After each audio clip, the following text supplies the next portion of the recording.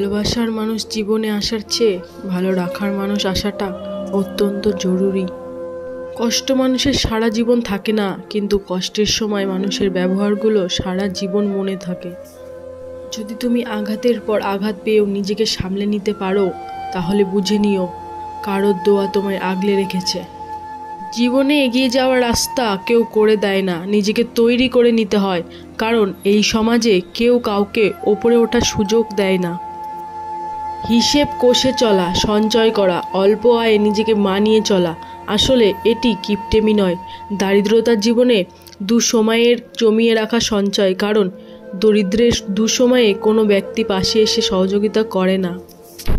ধৈর্য ধরো, আজকে তুমি যেটার জবাব দিতে পারো নাই, সময় সেটার জবাব দিয়ে দেবে।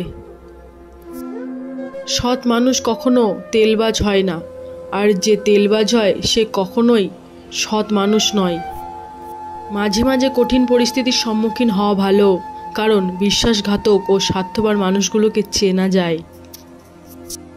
ধাক্কা দিয়ে লাভ নেই, পিঠ ঠেকে আছে দেওয়ালে, আর ভয় পায় না, যা হবার হবে।